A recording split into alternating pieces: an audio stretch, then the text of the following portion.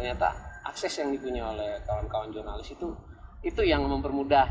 Jadi bisa kesana nih, bisa ngapain, bisa ketemu apa, bisa interaksi dengan siapa, itu gitu. sih.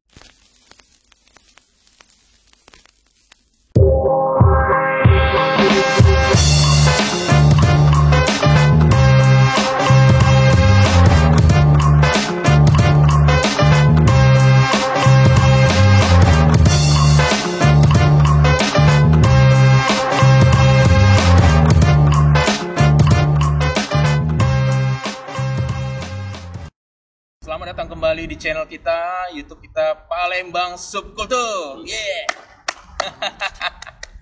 Sore hari ini menjelang malam ya. Nggak terlalu sore kan? Nggak terlalu sore. Jadi kawan kita di Silaya ini, aku ingat ini. Oh iya. Namanya Ewin. Ewin itu apa lengkapnya? Edwin sih. Edwin. Oh sorry. Tapi biasa dipanggil Edwin ya. Oh gitu ya. Nah jadi sekarang kita bahas tentang karena si Ewin ya, Ewin aja lah ya. Edwin baik. Bahasa Palembang. Nah Ewin ini profesinya dia jurnalis. Jadi apa kabar nih sebelum ini? Alhamdulillah. Baik ya, sehat ya, makin muncul sih.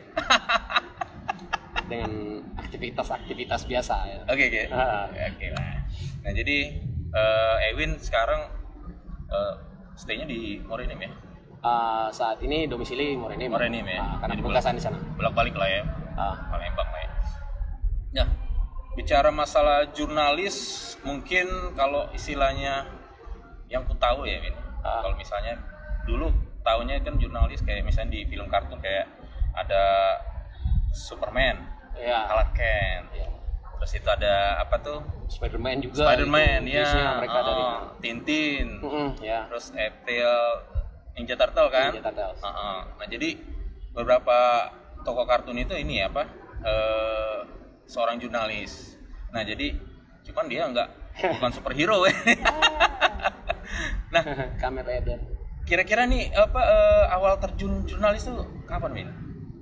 Bisa terjun ini? Aku campur bahasa yang mungkin. Boleh. Kalau awal aku di Palembang sekitar 2007 awalnya itu. 2007. Ya, awal masuk ke dunia jurnalistik ya. Sudah mulai aktif di sana. Kalau ketertarikan dari udah beberapa tahun sebelumnya sih. Tapi akhirnya 2007 mulai. Ada titik-titik masuknya kok bisa tertarik jurnalis kan biasanya kan kalau meliput apa kayak gitu kan. Justru itu yang bikin menarik.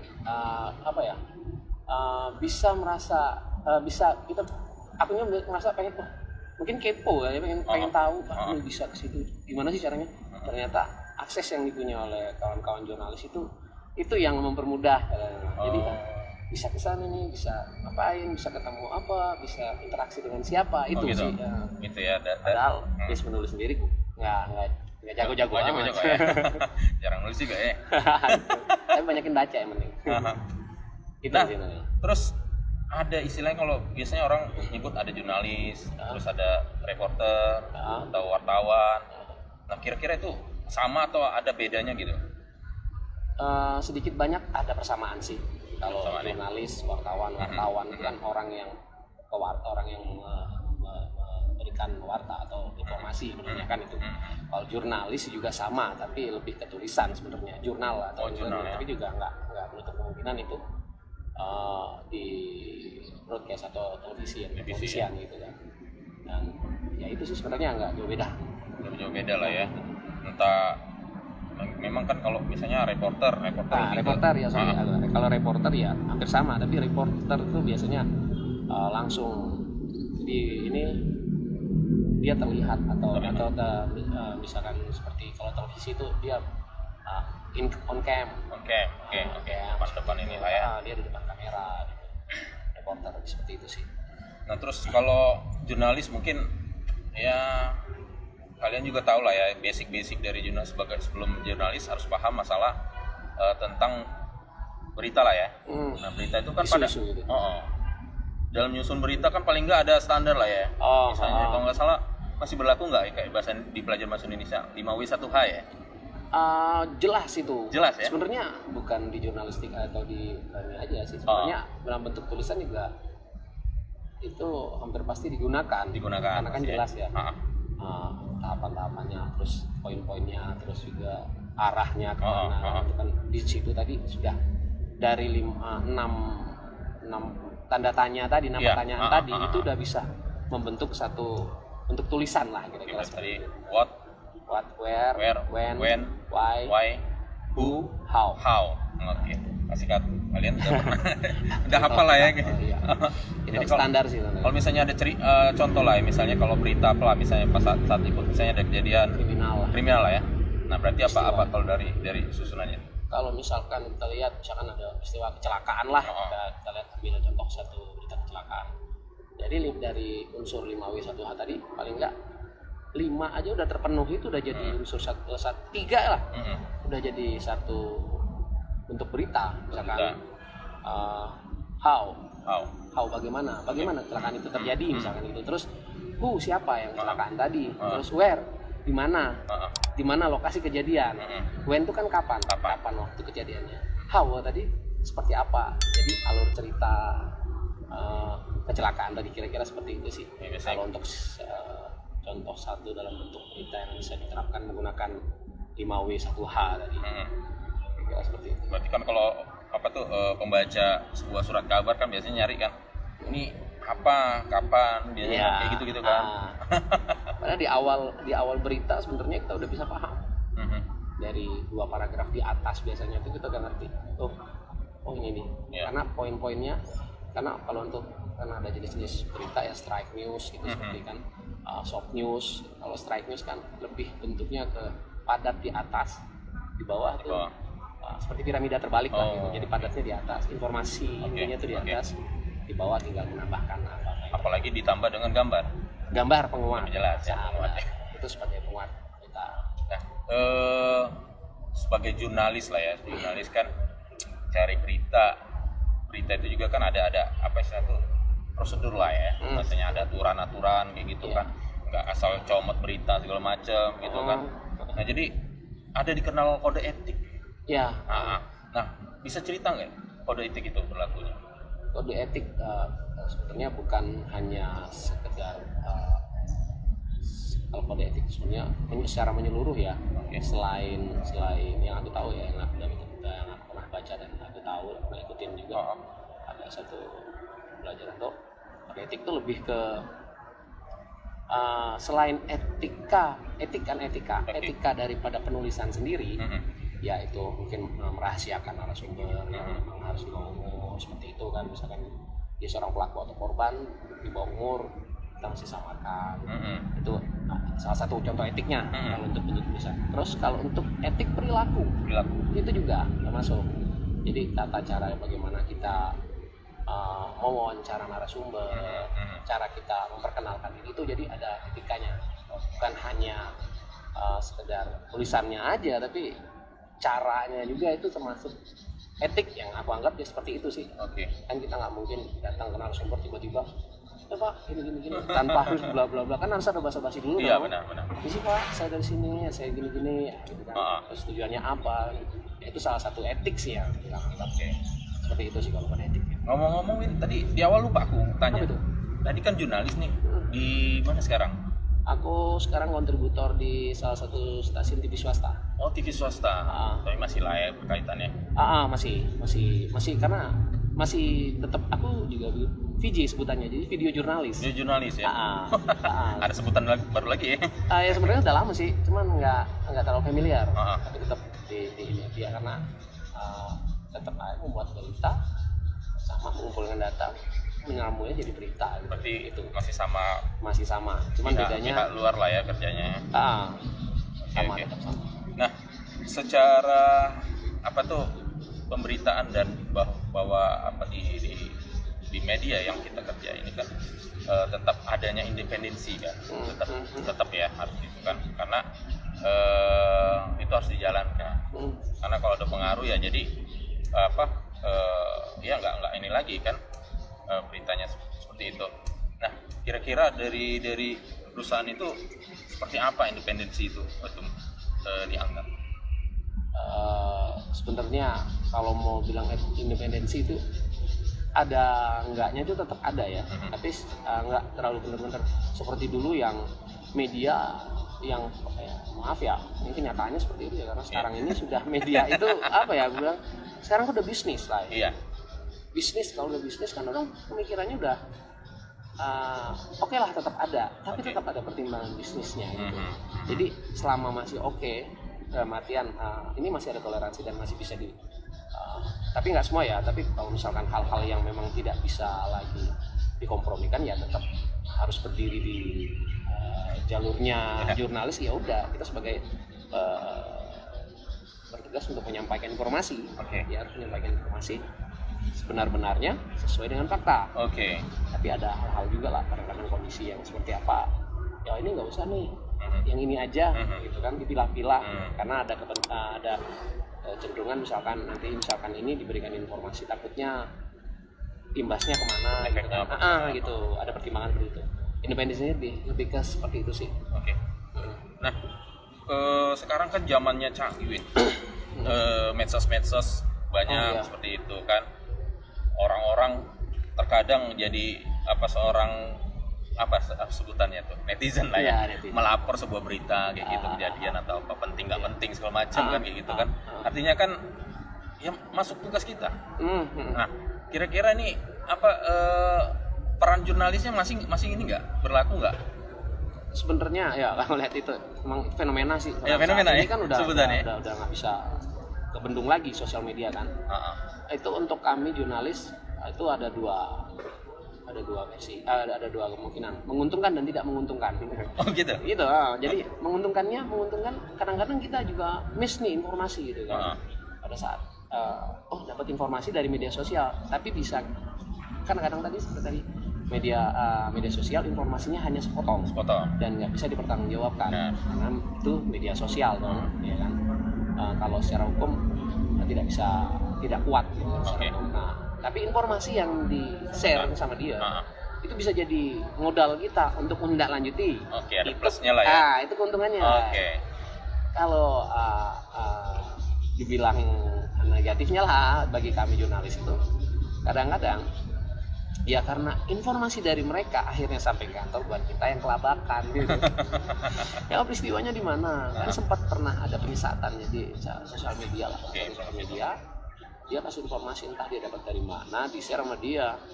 Ternyata kondisi bangunan waktu itu sekolah gitu. Udah lama, udah berapa bulan yang lalu kantor udah repot nelfon itu kok miss nih informasi atau kejadian ini kondisi sekolah yang nggak layak ini. Kita pastikan ternyata itu kondisi udah 3 bulan yang lalu, sekarang jadi nggak faktor lagi ya. Itu yang kadang-kadang kurang ininya. Terus informasi mereka juga ya itu tadi kadang-kadang mereka cuma sepotong kan, kadang-kadang pun dapatnya dari orang juga kan, entah yang repost kira-kira seperti itu kalau di sosmed sekarang. Benar ya. Kadang-kadang suka, kadang-kadang nggak suka lah mereka. Harus kita sikapi juga ya. Iya, tapi mau nggak mau tetap aku juga kalau dengan sosial media apalagi adminnya gitu ya, tetap coba cari tahu siapa sih adminnya, kenalan atau apa, karena tetap nantinya kita juga akan butuh loh karena nggak langsung. Jadi jangan anggap mereka sebagai seorang pesaing atau kompetitor, enggak gitu. Tetap aja silakan itu. Emang ngeri-ngeri sedap ya. Kalau misalnya salah berita mereka bisa kena UTE ya? UTE dia. Enggak kami. Kalau kami kan masih ke undang-undang pers ya. Karena jelas gitu kan. Kalau hal-hal apapun yang berhubungan ya tetap kesana larinya. Nah, tadi bilang sebagai pers ya, ada istilahnya sebagai pilar keempat. Ada ya? Ada. Nah, itu peran pers ini masih relevan nggak? Secara pribadi ya jawabnya nih. Bilang kalau ngelihat secara umum ya mungkin banyak pandangan, tapi kalau menurut aku ya relevan nggak relevan sih bisa dikatakan masih relevan. Tapi ada tapinya lah. Tapinya ini seperti inilah kita lihat dalam satu analogikan air dalam ember, ya kan, dominan warna apa nih gitu kan, gitu. Ada 3 warna yang mendominasi sudah, yang lainnya sudah mendominasi. Pada saat kita ikut di situ, seberapa kuat sih kita untuk kan fungsinya kontrol sosial dong. Oke. Ya kan sebagai pers sebagai kontrol sosial di pilar keempat demokrasi tadi. Eksekutif, yudikatif, legislatif, dan pers. Gitu kan. Jadi pada saat ada hal yang tidak bisa atau tidak bisa dikatakan, kita ikut dalam arus itu. Jadi independensi tadi jadi berkurang, mungkin menghilang. Bisa jadi dia kalau emang kuat ya dia bisa berdiri. Tetap dia bertahan dengan posisinya si pers tadi. Tapi kenyataannya ya macam-macam sih. Kondisinya kondisi tergantung kondisi. Aku nggak bisa bilang ini enggak, ini iya itu, karena nggak bisa pasti lah. Terus yang kulihat ya, tugas jurnalis juga kan nggak sekitar yang dekat-dekat lah ya, bahkan mencari berita kadang jauh ya. Oh iya. Nah, pasti ada lah ya suka duka lagi. Seperti apa lagi kira-kira nyari berita sih? Kalau untuk jarak, misalkan kondisi alam ya, itu macam-macam sih. Ya kadang, apalagi di daerah ya, daerah itu kadang-kadang misalkan kita harus ke lokasi yang jaraknya nggak bisa ditempuh dengan kendaraan, terpaksa harus jalan kaki. Apalagi kalau kayak aku kan video yang dibutuhkan. Karena untuk televisi kan, dia harus ada gambar nih. Berarti kalau gambar berarti itu harus ke lokasi dong. Oke, benar. Ya kan gitu logikanya kan. Gak mungkin ambil dari ini. Gambar bergerak gimana nih? Gitu kan. Kita nggak mungkin juga minta orang yang kesana atau apa. Kan pasti akan beda. Iya benar. Jadi mau nggak mau harus ke lokasi. Ya udah, sempat nginep gitu. Nginep, ya. Di kondisi seperti apa ya bayangin aja ke sana nih kondisi seperti ini dan paling nggak prepare-nya gini. Itu sih kalau nggak enaknya. Tapi kalau enaknya? Kalau enaknya macam-macam, banyak enaknya sih. Kalau enaknya dapat ini. Enggak, itu enggak pasti, karena kalau pure emang jawabnya udah. Kan kita cari berita nih. Ketemu banyak orangnya yang kita suka. Relasi baru ya. Dari kelas bawah sampai yang atas lah gitu. Itu yang asal jangan ketemu mayat itu nggak enak. Yang pernah nih? Pernah lah. Pernah ya? Iya. Yang udah dikubur terus digali lagi. Ais. Bayang itu yang nggak suka. Nah, pernah nggak buat berita yang menjadi masterpiece? Masterpiece sih bilang enggak juga ya. Tapi mungkin ngefek ke sesuatu itu pernah ya. Masa selama karir berapa tahun itu udah lama kan? Ada masterpiece. Ada. Apa tuh? Aku rasa waktu itu pernah bikin satu investigasi soal judi yang efeknya sampai ada salah satu tempat ketangkasan. Berhiburan lah sebenarnya di Palembang, salah satu mall ditutup. Bukan ditutup ya, tapi yang mengandung unsur judi terus ditutup sama petugas kepolisian, nggak boleh dimainin. Berarti konfirmasi berita dari kita ya? Jadi tindak lanjut pihak kepolisian. Ditindaklanjuti sama pihak kepolisian itu. Oh ini ada indikasinya. Ya udah berarti ini masuk nih. Berarti pertama kali lah kita ininya ya dapat berita itu ya. Karena investigasi, jadi emang kerjakan khusus gitu mencari tahu. Awalnya dari yang lain, ternyata ini indikasinya juga masuk di sini. Ini juga bisa nih kena. Ini akhirnya banyak imbasnya. Ada keinginan nggak Win? Kira-kira ya pasti kita kan mau punya keinginan pasti buat media lah. Nah, kedepannya kayak gitu. Pengen tapi ya? Bukan ke pure ke media ini ya, tapi lebih ke multimedia. Jadi mungkin jadi konsultan juga, terus juga produksi mungkin broadcast televisian itu. Karena ada kebetulan juga ada ketemu teman-teman yang satu bidang dan dia memiliki keahlian gitu kan. Pengen juga ada rencana seperti itu sih. Tapi belum tahu ya seperti apa. Kalau untuk media pure itu ada keinginan, tapi saat ini kayaknya masih harus jalanin ini dulu lah, karena itu harus butuh perhatian khusus ya. Gitu. Nggak bisa sambil jalan. Nah, jadi udah cukup lumayan lah ya. Kita ulik tentang si Ewin sebagai jurnalis sepak terjangnya di Palembang, dan juga udah ada masterpiece-nya, itu udah oke banget. Dan ya ini profesi ya bisa juga meyakinkan kita fight untuk rumah tangga segala macam gitu. kan sampai sekarang kan gitu kan. Jadi buat kalian juga yang jalanin profesi apapun itu kalian tetap semangat lah ya, percaya bahwa itu ya ada berkat lah pastinya ke depan ya. Asal konsisten. Oke. Mau apapun juga ya pasti ada hasil kalau konsisten itu, yakin lah ya. Thank you Win atas waktunya.